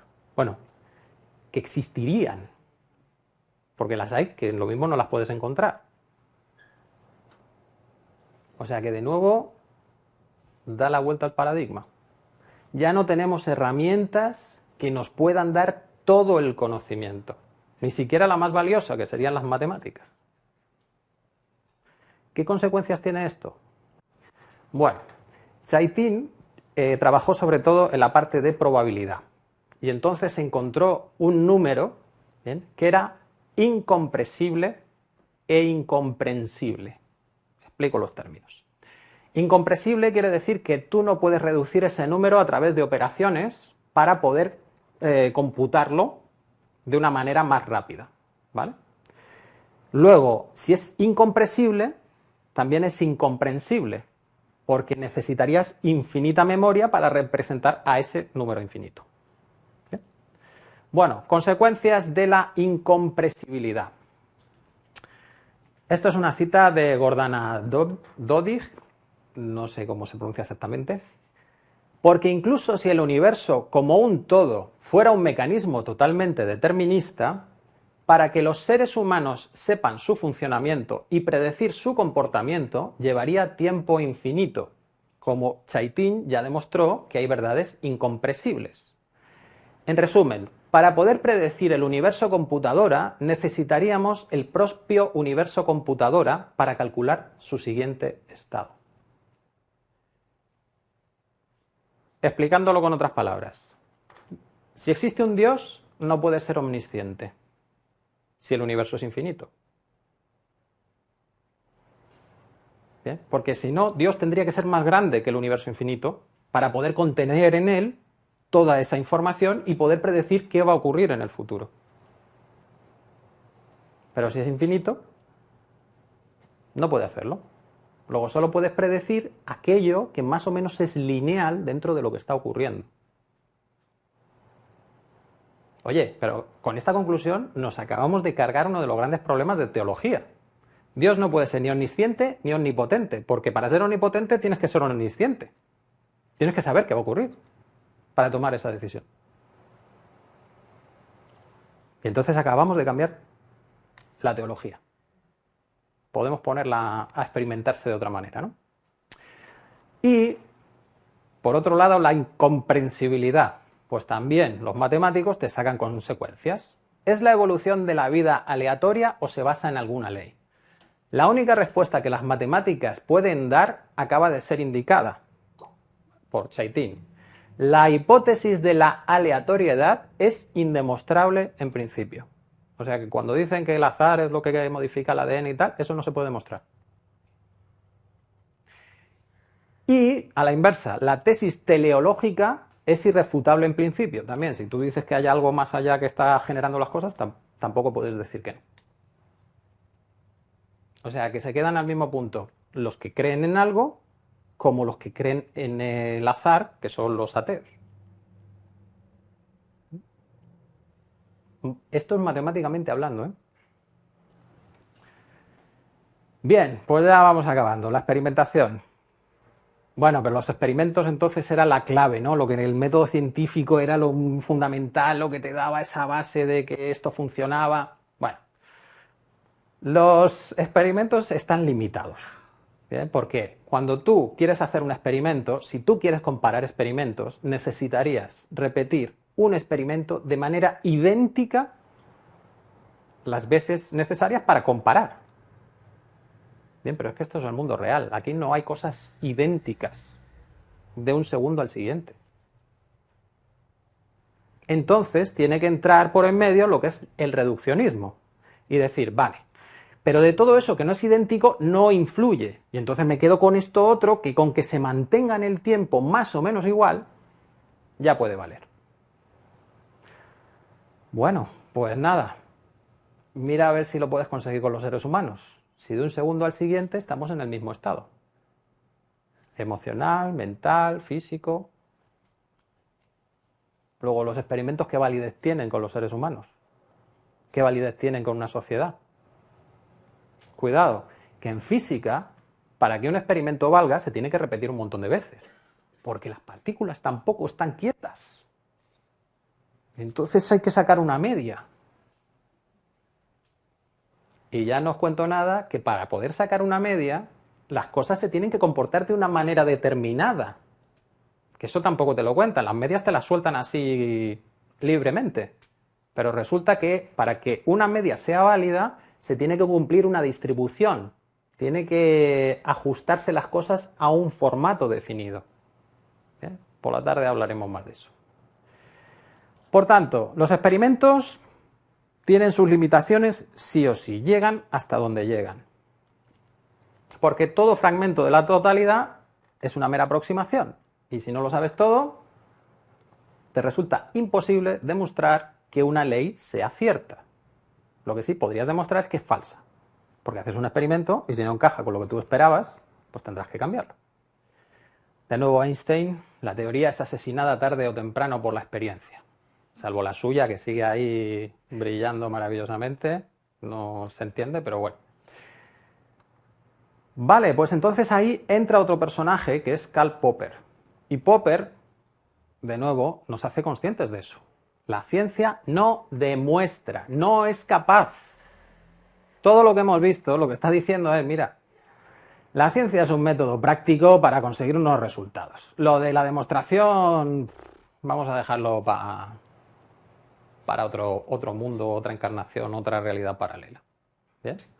Lo que él dice, lo que puedes hacer y encontrar es si algo es falso o no. Haces el experimento, no encaja, es falso. Y entonces empieza a cambiar las cosas. ¿Bien? Pero también nos dicen que para que algo sea científico se tiene que poder repetir el resultado. Bueno, pero ya os he dicho antes, para que se repita el resultado deberían ser idénticas las condiciones de partida. Y nunca son idénticas. Entonces hay que hacer la media. Pero para que la media funcione, las cosas tienen que ser lineales. O sea que todo lo que sean sistemas complejos no encaja dentro de este modo de trabajo. ¿Bien? Y otros temas prácticos, por ejemplo, cada vez que se saca un medicamento es tan caro que no se repite el proceso. Luego, eso no es científico, porque no se ha repetido el proceso. ¿Eh? Lo que te diga el laboratorio es lo que cuela. La fusión fría, bien, aquello que sonó en los años 90, pues resulta que se repitió por un montón de laboratorios a lo largo del mundo. Pero se organizó un comité para decidir si era o no era científico. Y luego tenemos la repetibilidad. Ya no es que otros laboratorios intenten repetir lo que yo he conseguido, es que yo cuando vuelvo a hacer mi propio experimento me salgan los mismos datos. ¿Bien? Y como os he comentado, las ciencias sociales ya te sacan de ahí, pero también hay investigadores que te dicen que la intención del investigador cuando hace un experimento está afectando al resultado del experimento. Y ahí ya entramos en un problemón total.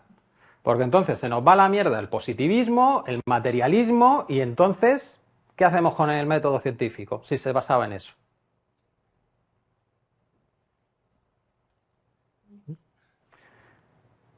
Este es Gregory Bateson, que dice que la ciencia nunca prueba nada. La ciencia a veces mejora las hipótesis y otras veces las refuta, pero probarlas es otra cuestión. Y eso tal vez no se produzca jamás, salvo en el reino de la tautología totalmente abstracta. Es decir, en definiciones que yo he generado en mi mente y luego saco consecuencias de esa definición que yo he generado en mi mente de algo que no existe. ¿Bien? Este es el punto en el que está el método científico. ¿Entendemos? Bueno, y ahora vamos a llevarlo a lo práctico. Bien, ¿qué pasa con los humanos? Aquí con esta historia del método científico. Bueno, los humanos no es que seamos entes que hacemos maquinaciones todo el tiempo para tergiversar las cosas, sino que pues también tenemos un cerebrito y un funcionamiento de nuestro cuerpo que va de una manera. Entonces, descubrimientos. Manuel Martín Loeches nos dice que las zonas del cerebro para las relaciones sociales, la resolución de problemas y las emociones se solapan. ¿Qué quiere decir esto? Que cuando yo intento resolver un problema, se van a activar mis experiencias sociales y se van a activar mis emociones. Y ya sabemos que si cambia mi estado emocional, cambia mi estado racional y mi visión del mundo. O sea que todo es un conjunto. Los pensamientos que recuperamos son coherentes con nuestras creencias anteriores y nos llevan a construir un contraargumento y retar lo que estamos escuchando. Y eso es automático. Bien, y lo sabemos, cualquiera que estemos ahí en paradigmas de estos alternativos, sabemos que de vez en cuando nos hacen una pregunta que nos activa ahí las dudas y todo, porque tenemos ese condicionamiento y nuestro cerebro va a actuar de esa manera. Los juicios morales son generalmente el resultado de rápidas evaluaciones automáticas. Bien, y esos juicios morales, en el fondo, es lo que te está diciendo que está bien y que está mal, incluidas las creencias sobre cosas científicas. Y si es un valor sagrado, entonces no se puede siquiera concebir dentro de un marco costo-beneficio, que ese marco costo-beneficio sería como el objetivo de ver qué es válido y qué no es válido. Luego, si todo esto del conocimiento está enlazado con nuestra cosmovisión, estaremos tocando valores sagrados. Porque estaremos tocando esa visión del mundo que nos deja tranquilos, en la que nos basamos. Entonces, cambiar esa visión del mundo nos va a descolocar y vamos a tender a sesgar todo lo que vaya en contra de esa visión del mundo. ¿Es posible pensar libre de condicionamientos sociales? Pues va a ser que somos un sistema. Y entonces está muy, pero que muy complicado. Los científicos, por supuesto, son humanos, y entonces, dada la suficiente imaginación, cualquier teoría puede ser salvada permanentemente de la refutación por medio de algún ajuste adecuado en el contexto del conocimiento que la contiene. Ejemplo, la teoría general de la relatividad. Que hemos llegado a los absurdos de que la ciencia utilice términos tipo como materia oscura y energía oscura. ¿Qué es lo siguiente? Vamos a resucitar aquí la alquimia oscura. ¿Bien? No puede ser que se utilicen esos términos sin que tu cerebro no esté poniendo algo detrás de lo que significan. Lo que está diciendo es que no tienen ni idea de lo que están hablando y que han puesto un término matemático ahí para que las cosas encajen. ¿Bien? Porque si no, los científicos dirían, no se puede utilizar esa terminología porque está induciendo a confusión a la gente. Porque en el lenguaje natural, energía oscura tiene unas connotaciones. Cuando se deja así, es que lo mismo también el propio científico está diciendo, bueno, déjalo que sea bien oscuro porque a ver cómo salimos de aquí. Los científicos tienen la piel gruesa, no abandonan una teoría simplemente porque los hechos la contradigan. O sea que se pasan por el forro el método científico cada vez que las cosas no salen.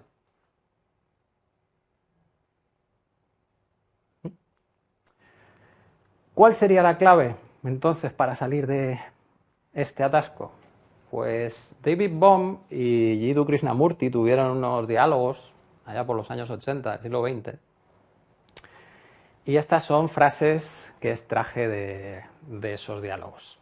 Dice David Bohm, lo esencial aquí es la presencia de un espíritu de diálogo que es, en definitiva, la capacidad de mantener muchos puntos de vista en suspensión junto con un interés primordial en la creación de sentido común. Y la frase de Krishnamurti es la que a mí me hace que encaje todo. Mi único interés es hacer que los hombres sean absoluta e incondicionalmente libres. Porque detrás de eso está deshacerte de los axiomas que te limitan. Y poder contemplar un mundo sin esas limitaciones. Por tanto, la verdad está disponible para aquellos que tienen el valor de cuestionarse todo lo que les han enseñado una y otra vez en una espiral pulsante de crecimiento eterno. Porque esto no es solo una vez. Tu cerebro funciona igual siempre. Va a intentar encontrar otras verdades con las que encontrarse a gusto. Y esas verdades van a tener unos límites. Y cuando llegues a esos límites tendrás que volver a soltarlas para continuar avanzando. Por tanto, si un hombre os dice que posee la verdad exacta sobre algo, hay razón para creer que es un hombre equivocado. Y lo mismo podemos tener un enfoque diferente sobre la verdad y empezar a acercarnos al chamanismo, que Jodorowsky tuvo un contacto bastante profundo con él, allá en México.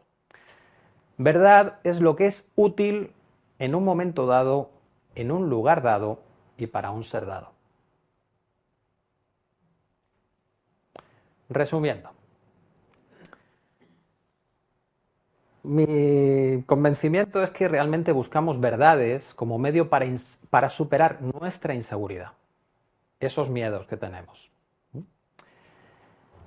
Pero la verdad absoluta solo sería alcanzable en sistemas simples que no pueden evolucionar. Y esos sistemas son los que te limitan. O sea que estás buscando una solución que solo puede existir en algo que te genera una trampa. O sea que de poco te valen. Además, la observación de esos hechos dependen de nuestros instrumentos de medición y experiencias previas, que ya te condicionan a sacar una serie de conclusiones. Finalmente, cuando te das cuenta de todo esto, dices, vale, puedo limitarme simplemente a vivir con verdades contingentes que duran un tiempo y que se me cumplen durante ese tiempo. Y eso es lo que me va a ayudar a avanzar. Y cuando dejen de ayudarme, pues entonces tendré que cambiarlas. Pero ¿y si fuera posible que esas verdades existen porque tú te crees que son así? ¿Qué pasaría si lo que tú crees, lo creas? Y entonces entramos ya aquí en el mundo de, por un lado, no hay limitación, pero por otro lado es, ¿y cómo hago eso? ¿No? Bueno, pues quedan estas preguntas para la tarde.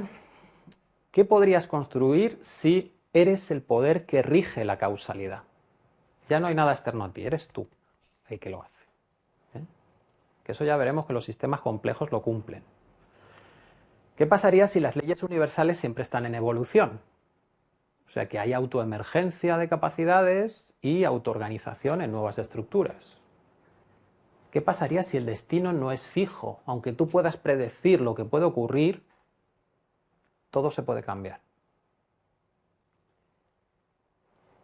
¿Y qué pasaría si dejamos de sacar al humano del sistema naturaleza? Y todo lo que hace el humano es ex natura. Sale de la propia naturaleza porque yo soy la naturaleza también.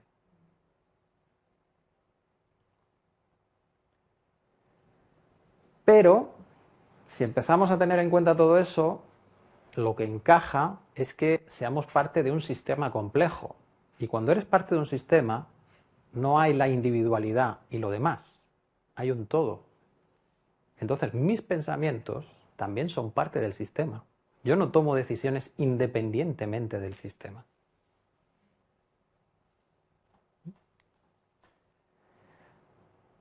Así que en el fondo, tener conciencia es lo que me permitiría darme cuenta de cómo funciona el sistema. El todo sería el espejo para que yo vea qué hay dentro de mí. Y dentro de mí lo que veo es un fractal. Es toda esa naturaleza que hay fuera se repite dentro. Y si yo la cambio dentro, también se podría cambiar fuera. Bueno, esto lo dejo así y ya por la tarde le damos un recorrido más profundo. Bien. José Luis. Y vamos a acabar ahí metiendo un poco el dedo en el ojo a Carl Sagan.